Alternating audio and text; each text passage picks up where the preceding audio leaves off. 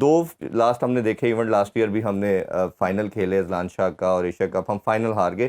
Last line کہیں نہ کہیں ہم نہ کراس نہیں کر پا رہے. لڑکوں میں پھڑک نظر آ رہی ہے, جان نظر آ رہی ہے. آپ کیا جو پرفارمنس اس نیشن کپ کی ہے اس کی سیٹسفائڈ ہے؟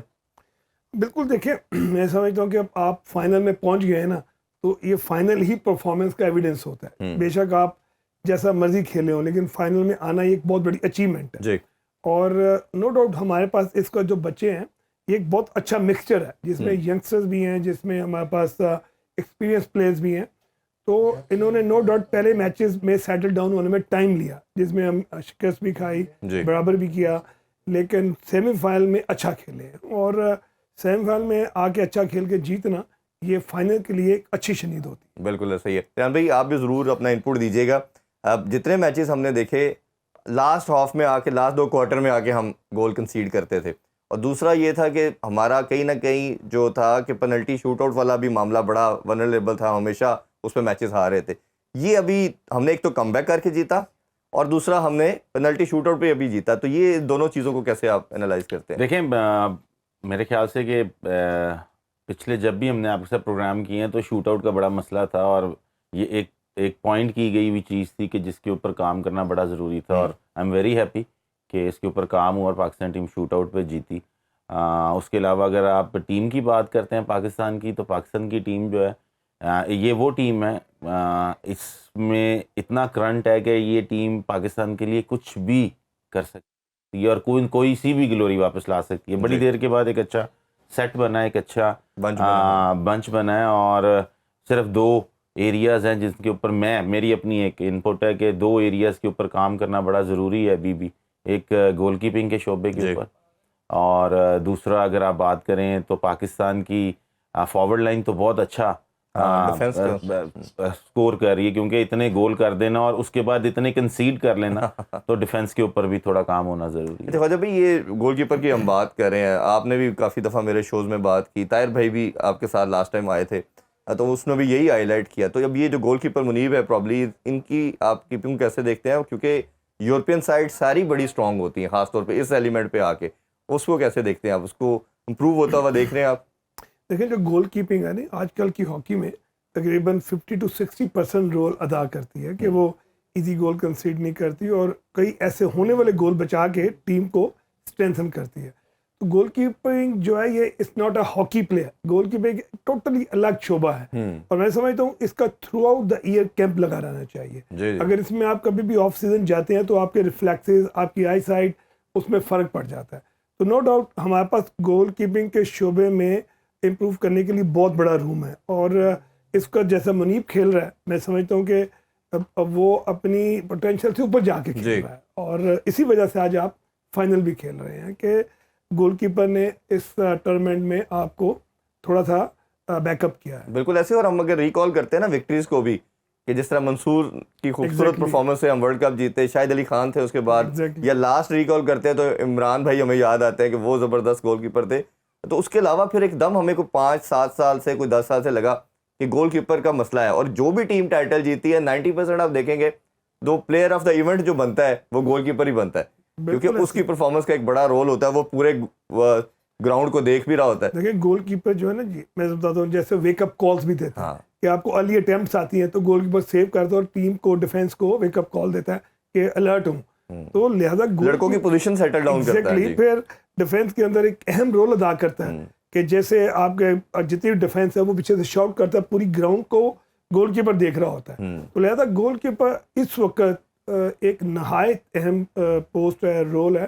تو اس کے اوپر سے میں کہتا ہوں کبھی بھی ہم سب بھی کہیں گے کبھی بھی اس کو آف ٹریننگ نہیں ہونا چاہیے, اور نہ ہی گول کیپروں میں فقدان ہونا چاہیے. پوری دنیا میں اس کو دیکھ لیں, ہالینڈ, بیلجیم, جتنے بھی ٹاپ نیشنز ہیں وہ گول کیپرز کی پرفارمنس کی وجہ سے ٹاپ نیشن ہیں. تو گول کیپر سے ایک لمبی قطار ہونی چاہیے کہ 10 گول کیپرز کا ایک گروپ ہونا چاہیے جو انڈر 15 سے لے کے انڈر 25 تک ہو. بالکل ایسا ہی ہے. اچھا امپورٹنٹ کی بات کی تو امپورٹنٹ رول تو طاہر بھائی کا بھی میرا خیال ہے بنتا ہے. جس طرح وہ آئے ہیں, ساری دنیا مانتی ہے کہ انہوں نے جس طرح باہر بھی کام کیا. ریحان بھائی پہلے آپ سے جانتے ہیں کہ آپ نے بھی ابھی راست جو ٹیم کی رجیم تھی ان کے ساتھ تھے, آپ بھی کوچنگ کا پارٹ رہے, تو آپ کس طرح ان کے رول کو دیکھ رہے ہیں؟ اور یہ جو ڈبیٹ ہمیشہ رہتی ہے کہ گورا کوچ ہونا چاہیے, پاکستان ہونا چاہیے, یہ کیسے آپ سم اپ کرتے ہیں؟ دیکھیں بالکل کوئی بھی کوچ ہو, طاہر زمان ہو, کوئی بھی کوچ ہو, جس کی ٹیم پرفارم کرتی ہے بالکل کریڈٹ کوچ کو جاتا ہے. بٹ میرے خیال سے کہ یہ طاہر زمان صاحب کے لیے تو ایک میرے خیال سے جسے آپ کہتے ہیں نا کہ بہت نارمل سا چیلنج ایک ہے کہ جن کو انہوں نے ٹیم فائنل میں پہنچی ہے. لیکن اصل چیلنج میں طاہر بھائی کو یہ کہتا ہوں کہ طاہر بھائی کا بھی ہونا چاہیے, اور پورے پاکستان کی امیدیں جو ہیں وہ یہی ہیں طاہر زمان سے کہ پاکستان ٹیم ورلڈ کپ اور اولمپک کوالیفائی کرے. بالکل, کیونکہ یہ ایک ایسے دو ایونٹ ہیں کہ شرم آتی ہے جب لوگ ہمیں یہ کہتے ہیں باہر ایز اے ہاکی پلیئر کہ یار آپ کی ٹیم کوالیفائی نہیں کرتی ہے, ہاں کہ اولمپکس میں ہی کوالیفائی نہیں کیا, ورلڈ کپ میں بھی کوالیفائی نہیں کیا. تو یہ ٹارگٹ رکھنا چاہیے. میرے لیے پرو لیگ کوالیفائی کریں یا نہ کریں میرے لیے میٹر نہیں کرتا, کیونکہ پرو لیگ ٹھیک ہے پریکٹس کے لیے بہت اچھا ہے کہ آپ پرو لیگ رستہ نہیں ہے اسی, اگر پرو لیگ کھیلتے ہیں تو وہ تو وہی آپ کا بنے گا نا اولمپک کی کوالیفیکیشن کا. نہیں, آپ پرو لیگ کھیلتے ہیں لیکن آپ کو ایشین گیمز جیتنی پڑے گی, ٹھیک ہے. پھر آپ ڈائریکٹ کوالیفیکیشن میں جائیں گے, یا پھر آپ کو کوالیفیکیشن کھیلنا پڑے گا. پرو لیگ میں آگے آپ کوالیفائی نہیں کرتے. پرو لیگ میں ٹاپ 8 ٹیمز کوالیفائی کرتی ہیں, لیکن جو 2 ہیں آپ کو پرو لیگ کھیلنے کے بعد آپ کو ٹاپ 8 میں آنا پڑنا ہے, ادروائز فائنل جیتیں گے تو آپ آئیں گے نا. جی تو وہ یہ چیزیں ہیں ایسی. لیکن جہاں تک کوچنگ کی بات ہے, کچھ چیزیں بہتر نظر آئی ہیں, لیکن کچھ چیزوں میں ابھی بھی بہت ساری خامیاں ہیں, بہت ساری چیزیں ہیں. ابھی میرے خیال سے طاہر بھائی کو میرے خیال ہے جنہیں بھی آئے ایک سال ہو گیا, میرے سال بھی نہیں ہوا, شاید 8-9 منتھ ہوئے. ہاں 9 مہینے ہو چکے ہیں ان کو آئے ہوئے. بالکل ٹائم دینا چاہیے ان کو, اور اگر ٹائم دے کے بھی پرفارمنس نہیں آتی تو پھر پوچھنا بھی چاہیے. اب مطلب ہر ایک بندے کو ایک ریزنیبل ٹائم دے, پھر اکاؤنٹیبل ٹھہرائیں. جی بالکل. خواجہ بھائی آپ تو طاہر بھائی کے ساتھ بہت ٹائم گزرا ہے اور ساتھ کھیلے, بڑے ہوئے, سب کچھ ہی ان کے دور دیکھے, ان کے ساری چیزوں کو سمجھتے, آپ ان کو کیسے اینالائز کریں گے؟ بالکل, ہم ایز اے پلیئر بھی اکٹھے کھیلتے رہے اور ڈسٹرکٹ ڈویژنس کو بھی اکٹھا کھیلا ہم نے. And then you know obviously world cup کا ایک لمحہ تھا جب ہم اکٹھے تھے.